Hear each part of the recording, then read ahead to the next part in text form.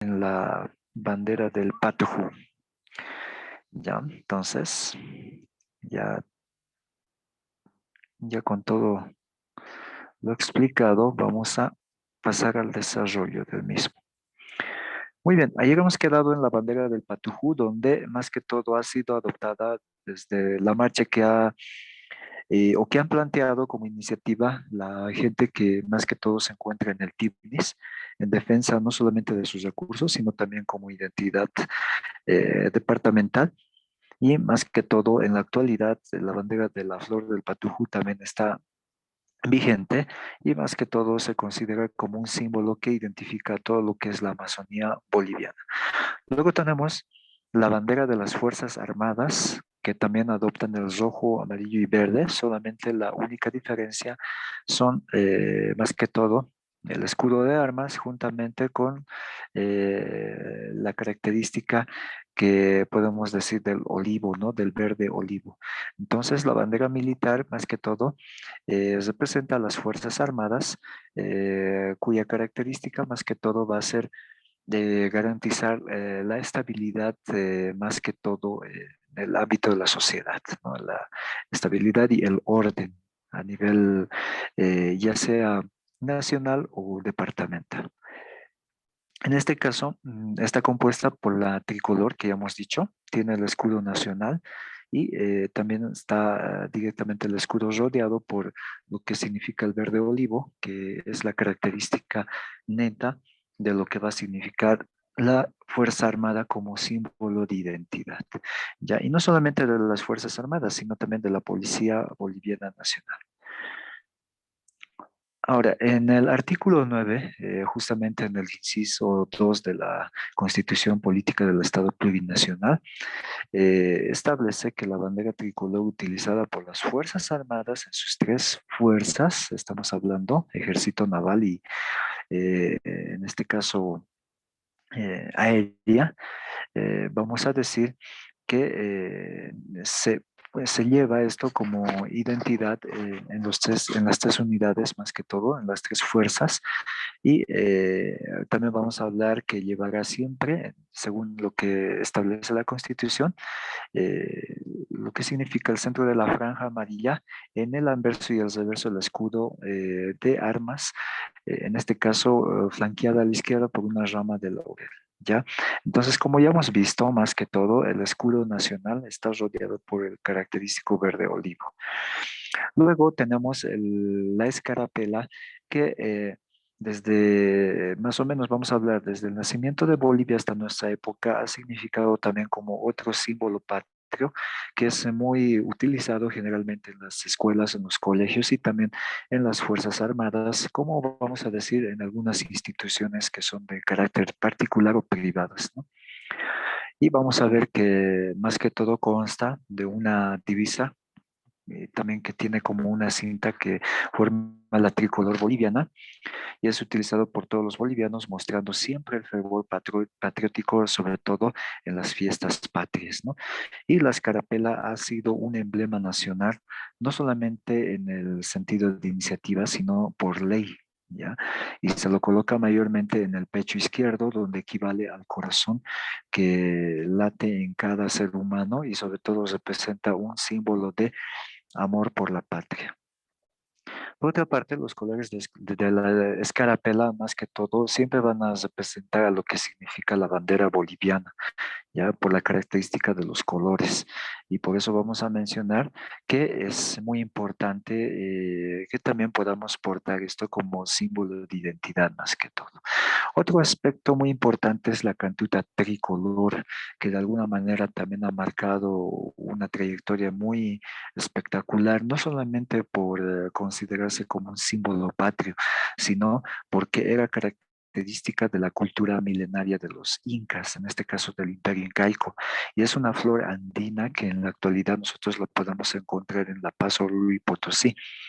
¿Ya? Que también lleva los colores característicos del rojo, amarillo y verde, y por otra parte, más que todo en el gobierno de Bautista Saavedra, mediante decreto supremo, esto es pregunta de examen, jóvenes, del 1 de enero de 1924, Se consagra como un emblema nacional la flor denominada cantuta o también otros lo llaman cantuta tricolor, ¿ya? Por otra parte, ya que estamos hablando de la cultura incaica, esto también se encontraría en el Perú, pero al final termina siendo adoptado por bueno, por nuestro país como símbolo en honor a lo que representaría la bandera boliviana, ¿ya? Posteriormente, en el gobierno, esto también pregunta de examen de Luis San Ginés, mediante Decreto Supremo 22.482 del 27 de abril de 1990, son reconocidos como Flor Nacional de Bolivia con la siguiente denominación: Cantuta tricolor Huel y Patujú bandera como símbolo más que todo entrelazado de la unión de todas las regiones de Bolivia para reforzar la hermandad de los pueblos, estableciendo la integración y unidad nacional. Entonces, en ese sentido, se ha llegado a, bueno, tener este aspecto jurídico que reconoce tanto la cantuta tricolor como el patujú bandera como símbolos netamente que representan la unidad nacional. Y ahí tenemos la flor del patujú, ¿ya?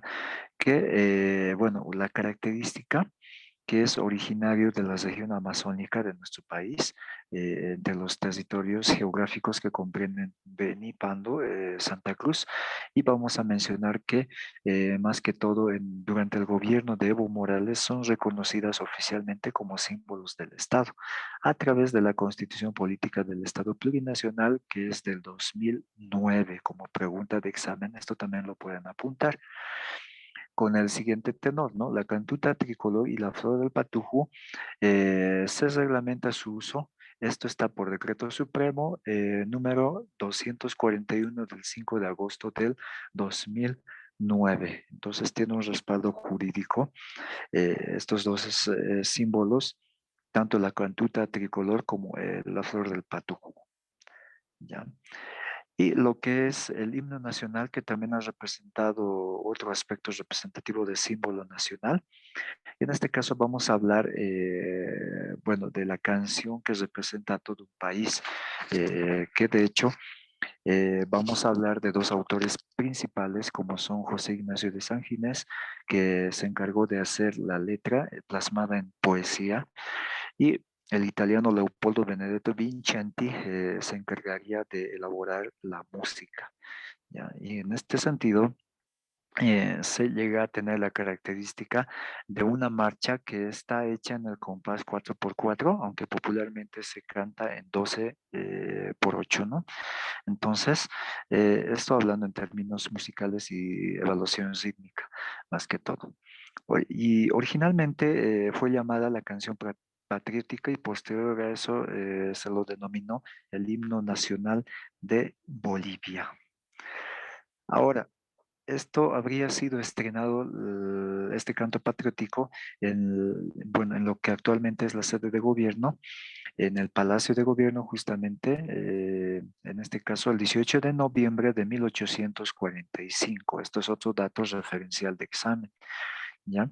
Habría sido estrenado por primera vez este cántico y por 90 instrumentistas aproximadamente, pertenecientes a las bandas militares de los batallones quinto, sexto y octavo, en este caso, ¿ya? Y como una razón principal para el estreno del himno nacional, más que todo sería que se festejaba el cuarto aniversario de la batalla de Ingavi, que había sido ganada por José Vallivian, ¿ya? Más allá de los diversos actos que caracterizaron en ese momento a lo que se festejaba, también se destacaba la apertura, en este caso, del Teatro Municipal, que hasta la actualidad todavía sigue siendo un importante lugar donde se llevan a cabo eventos de carácter específico, ¿no? Pregunta de examen. En 1851, durante el gobierno del general Manuel Isidoro Belzu, mediante decreto supremo, escuchemos bien esto, se oficializa justamente el himno nacional de Bolivia y se manda a imprimir a partir de ese momento diversos materiales para que sean distribuidos los mismos en los diferentes o en las diferentes unidades educativas, ¿no? Para que también se pueda hacer el canto bueno, específicamente cada día lunes, más que todo a nivel nacional es el inicio de una semana, entonces que puedan cantarlo con un civismo muy importante. Luego tenemos también, ya hemos mencionado los tres tipos de banderas. Si bien en este caso Bolivia nace a la vida como República de Bolívar, llega a ser representada por este escudo de armas. Ahí tiene el gorro de la libertad, que es característico de la Revolución Francesa. Están dos mujeres portando justamente, bueno, una letra que dice República Bolívar y contiene los diversos dibujos como es el símbolo del Cerro Rico de Potosí, la llama que es del altiplano boliviano y justamente las 5 estrellas que habrían sido los 5 países liberados por el libertador Simón Bolívar. Entonces, eso habría sido el escudo de armas conjuntamente con la bandera que hemos mencionado el día de ayer. Luego, esto llega más que todo, no olvidemos que si bien es República de Bolívar, justamente el 17 de agosto de 1825, justamente antes de que se firme ya la Acta de la Independencia, ya se tiene en claro este aspecto más que todo de representatividad, ya, y de símbolo para que pueda caracterizar a una República de Bolívar. Entonces, República Boliviana ya se empieza a hacer como el segundo escudo, pero mantiene todavía el gorro de la libertad como principal característica. Ahí está la llama del altiplano boliviano y algunos otros elementos más que constituyen directamente a un país que a partir de ese momento ya se cataloga mediante departamentos, ¿no?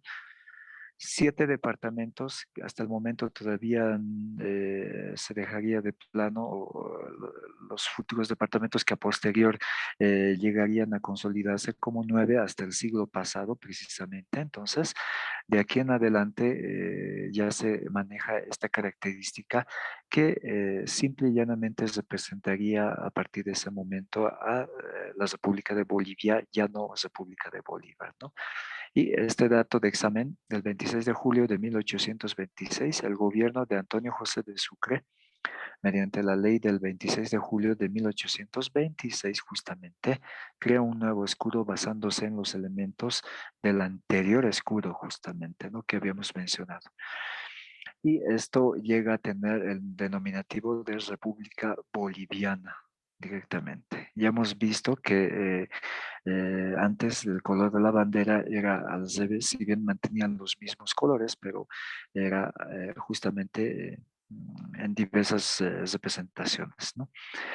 Y aquí tenemos el escudo que representaba también a la Confederación Perú-Boliviana de esa época.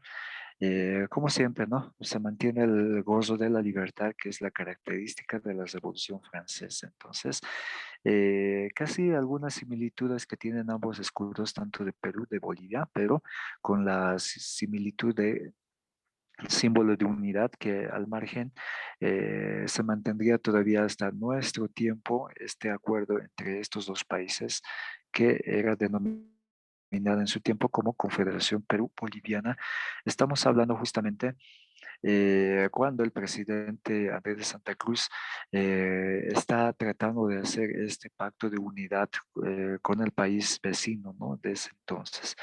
Entonces, vamos a hablar que también hubo en su tiempo un intento de unidad entre lo que significaría Perú-Bolivia mediante un escudo, al igual que una determinada bandera. Y el tercer escudo, como ya hemos visto, que es hasta la actualidad el que caracteriza directamente con, en este caso, 10 estrellas que representarían a los 10 departamentos de nuestra Bolivia actual, pero con uno exento que precisamente caracterizaría el litoral boliviano, ¿no? Y en esto vamos a mencionar también que el cóndor boliviano llega a ser una figura principal, también las 3 banderas que hacen de nuestro símbolo patrio como, bueno, una característica muy, se podría decir, representativa, ¿no? En nuestro medio actual. Y más que todo, en 1851 se decide modificar justamente lo que en la actualidad vemos como los colores de la bandera nacional y asimismo el escudo de armas. Justamente el presidente de ese entonces, quien sería Manuel Isidoro Belzu, ordena al ministro Unzueta que presente más que todo un memorial de la convención. Esto estamos hablando del 30 de octubre para cambiar los colores de la bandera boliviana. Y en este caso, el 5 de noviembre de 1851, esto también es pregunta de examen, en la Convención Nacional, que justamente, valga la redundancia, se lleva en Oruro, decide modificar la bandera de Bolivia y así también como el escudo nacional. Y así, de esa manera, en este caso, se mantiene el gorro de la libertad y también se agrega al cóndor de Bolivia como parte de la identidad. El gorro de la libertad simbolizando un país libre y soberano y el cóndor como símbolo, en este caso, de empoderamiento a partir de ese momento que caracteriza como símbolo patrio. Muy bien, entonces hasta aquí hemos terminado lo que significaba, bueno, en este caso, mm, lo que hemos visto, nuestra temática de ahí es símbolos de nuestro estado, ¿ya? Ahora rápidamente voy a pasar a darles lo que significa el pensamiento político, ¿ya? Aquí está. Hablar del pensamiento político, siempre vamos a tomar en cuenta, bueno, tres aspectos que por lo menos, en mi opinión, y también coincido con algunos autores que hablan sobre lo que ha sido el desarrollo más que todo del pensamiento universal y el pensamiento político contextual en cada medio, que parte de tres principios muy importantes. Lo primero, el ser humano debe tener una conciencia de su realidad, una conciencia social. El segundo aspecto, que el ser humano por característica va a empezar a transmitir lo que tiene manifestado en su pensamiento, ¿ya? Y el tercer aspecto, que tiene que sociabilizar. Entonces, son tres elementos principales que constituyen al pensamiento político, por si entra en el examen como un aporte, en este caso, bueno, de reforzamiento, ¿no? O como una información adicional. Entonces vamos a ver que de manera universal siempre ha existido pensadores que de hecho han marcado un hito y una realidad muy importante, ya que han sumido a toda una sociedad en este caso, a través de sus ideas, a través de su planteamiento y sobre todo de la realidad que ellos palpaban en cada aspecto, ¿no? Sobre todo en la Revolución Francesa. Vamos a hablar también del pensamiento filosófico de los diversos autores. Entonces, dicho y hecho todo eso, vamos a ver que el pensamiento político, en realidad, como todo pensamiento, es una capacidad humana. Ya, siempre se va a hablar de capacidad, eso tomen en cuenta o subrayen, ¿no? Y en este caso tiende a ser exclusiva de este animal racional. Exclusiva en qué sentido? En que el ser humano posee características de raciocinio, por lo tanto, le diferencia de los animales comunes y corrientes porque es el único ente que a partir de ese momento, a través de la razón, puede llegar a manifestar sus ideas. Aristóteles, por ejemplo, califica de animal político porque la diferencia con el animal común es que el ser humano puede expresar lo que piensa. Y también Aristóteles manifiesta que el ser humano es portador de ciertas habilidades, sobre todo del pensamiento, puede percibir el bien y el mal, puede incluso distinguirlos, también puede formar ideas y puede expresarlos de manera verbal o lingüístico. ¿Ya? Entonces, son elementos con los cuales Aristóteles define al ser humano como un animal político.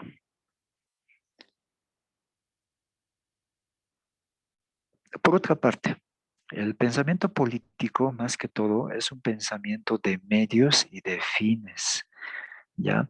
Aquí también vamos a hablar qué manifiesta estrategias. Estas pueden ser de carácter crítico, también de alguna u otra manera ejerce más que todo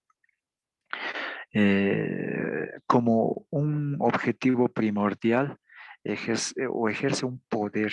Ya hasta cierto punto puede llevarlo esto a determinar sus diversas metas.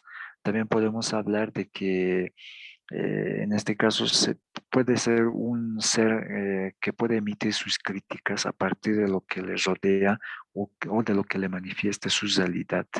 Al mismo tiempo también puede contribuir a las mismas con muchas soluciones, ¿ya? Ahora, vamos a ver otro aspecto. Si estamos hablando del ser humano como un animal racional en este caso, también estamos hablando de que constantemente está en búsqueda del mejor camino, ya sea en el asunto colectivo o en el tema individual. Y por eso vamos a ver también de que no es lo mismo, por ejemplo, el pensamiento político de la antigüedad griega que el de la Edad Media o el de la edad más que todo moderna, que lo caracterizaba en ese momento a Maquiavelo o a Marx, ¿ya? Sino que ha tenido una variación en cuanto se refiere de acuerdo al contexto que ha pasado. Entonces, si vamos a hablar de pensamiento, vamos a hablar de evolución en este caso, porque no es lo mismo, cambian cada momento las perspectivas. No era lo mismo vivir en los años 80 o años 90 del siglo pasado como haber vivido en el año 2001 al 2010 o del 2010 al 2020, ¿no? Han sido décadas que han tenido sus diversas características. Entonces, el ser humano cada momento va proponiendo nuevas maneras de poder no solamente manifestarse políticamente, sino también va a haber nuevas maneras de adoptar nuevos estilos de vida en este caso.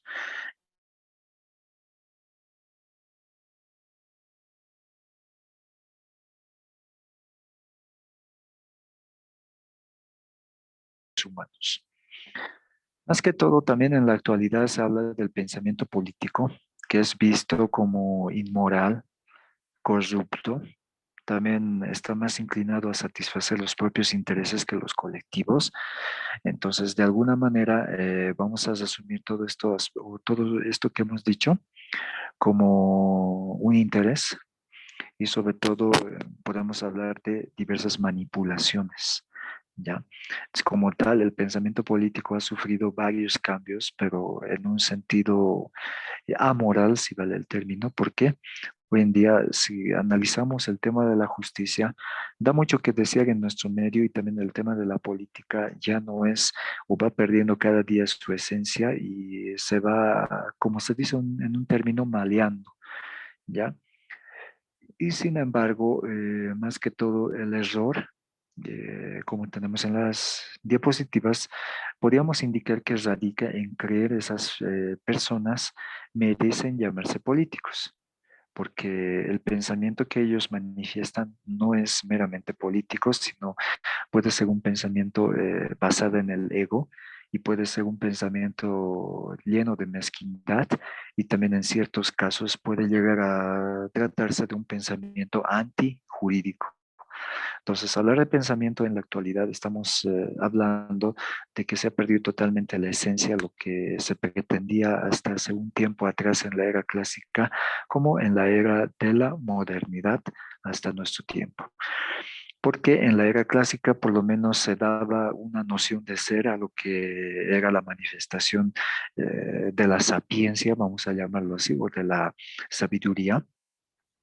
En la Edad Media, conjuntamente en transición con la Edad Moderna, El pensamiento filosófico da lugar a lo que ahora nosotros conocemos como la libertad en sus diversas ramas, ¿no? En lo que es expresión, en lo que significa la libertad de poder vertir nuestras opiniones, de ser personas que manifiestan ideas, entonces ha dado un bajón total a eso, ¿no? Bueno, la característica del pensamiento político. Antes, por ejemplo, podemos mencionar que el pensamiento político tiene una serie de variaciones de acuerdo con tiempos históricos y otros muchos factores. Sobre todo en la actualidad, el pensamiento político se caracteriza, esto pregunta de examen, por una búsqueda de satisfacer las necesidades individuales más que del bien común. Esto en la actualidad, ¿ya? Más que todo, estamos hablando que se ha roto totalmente la esencia misma de lo que significa la capacidad del ser pensante, ¿ya? Ahora, vamos a ver un elemento, bueno, primordial, donde decimos o podemos decir que el ser humano manifiesta sus pensamientos a través de la conciencia social que tiene, ¿ya? Lo que el ser humano expresa fuera es lo que tiene directamente en su pensamiento. Entonces, estamos viendo una ilustración donde el ser humano tiene la capacidad de poder insertar en su mente una gama de ideas, bueno, externas y de repente lo sociabiliza internamente, lo reproduce externamente. Entonces, son las características paso para que el ser humano pueda manifestar. Ahora, el hombre y la sociedad. Esto también, pregunta de examen, el hombre directamente al formar parte de una sociedad se relaciona con otras personas. ¿Cuál va a ser el objetivo? De buscar siempre un bienestar de la convivencia. ¿Ya? ¿Esto qué quiere decir más que todo? El pensamiento político le va a permitir, en este caso al hombre, dar una mejor forma de conseguir el bienestar en la sociedad. Y esto se va a manifestar a través de un liderazgo y a través, más que todo, de un grupo pasivo que han de seguir a determinado líder, ya en este como tal, ¿no? Vamos a decir. Entonces, es necesario que el ser humano se manifieste en dos características, como es ser un ser activo, el que va a dar las ideas, el que va a poner en ejecución, y un ser pasivo que directamente ha de, si bien ha de ser parte de todo lo que es este grupo, pero también ha de permitir que tenga una fuerza en cuanto se refiere a brindar el apoyo correspondiente, ¿ya? Y aquí vamos a hablar justamente durante la época romana, vamos a referirnos en este caso cuando ya hablábamos de la república. Estamos hablando de diversos personajes como el tema de Tácito, que ha sido historiador juntamente con Séneca. También estamos hablando de Plutarco, de Polibio, que han sido grandes pensadores políticos que han transformado, bueno, a las corrientes de lo que en ese momento era Roma, ¿ya?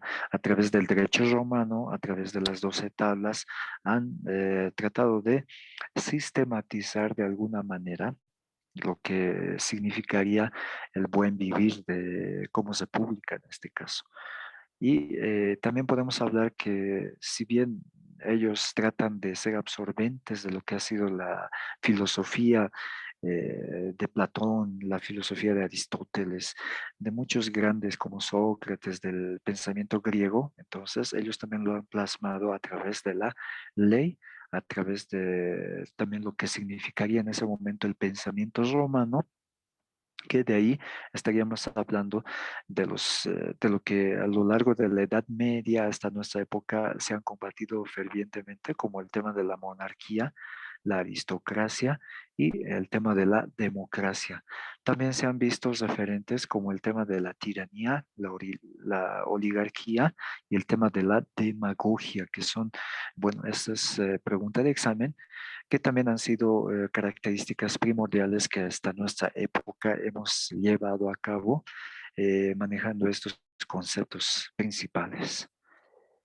Ya, en la China antigua también no olvidemos el pensamiento de Confucio, de Lao Tse, así como de las grandes escuelas del pensamiento que en ese momento ellos contaban. También vamos a llevar el tema sobre lo que significaría la sociedad y el Estado, que son también preguntas de exámenes que han caracterizado a esta cultura, y la naturaleza clínica de su historia, más que todo. Ya, entonces, para ningún país es ajeno lo que es el desarrollo del pensamiento. Cada país ha tejido su propia historia. En la civilización occidental, vamos a hablar en este caso de la politeia, o también organización política, que se remonta más que todo a la antigüedad o a la época clásica. Estamos hablando de Heródoto, que es muy conocido por las historias y principalmente de Platón, que plantea su obra, en este caso Politeia, que también es traducida como política en nuestro medio o la república, ¿no? En este caso de Platón y de la política, o perdón, vamos a decirlo otra vez, la política que fue hecha por Platón y la república que fue hecha por Aristóteles, ¿ya? Y más que todo esto llegaría a tener influencias a posterior de manera muy diversa, ¿ya? Y llega a ser parte también de lo que hoy en día en nuestro país también se llega a enseñar en las universidades, en lo que es politología más que todo. Y la democracia del ciudadano no está obligado a obedecer cualquiera, eso es lo que decía más que todo Aristóteles, sino o sí obedece y es la condición de mandar y directamente vamos a decirlo que se concilia la libertad con la igualdad. Entonces, esto es un texto recopilado de la política de Aristóteles. Muy bien, queridos jóvenes, entonces, yo creo que ya se va a acabar nuestro tiempo, pero los pensamientos netamente son o han sido un instrumento muy esencial de lo que ha sido el ser en su esencia misma como un ser humano pensante. Ya, y en vista de que ya se va a cortar nuestro tiempo, vamos a dar continuidad. Mañana ya nos falta solamente poco y también vamos a estar continuando con un nuevo tema. Que tengan un buen resto del día y Dios mediante nos vemos al día de mañana. Muchísimas gracias y cualquier cosa siempre estamos también para contestar sus preguntas.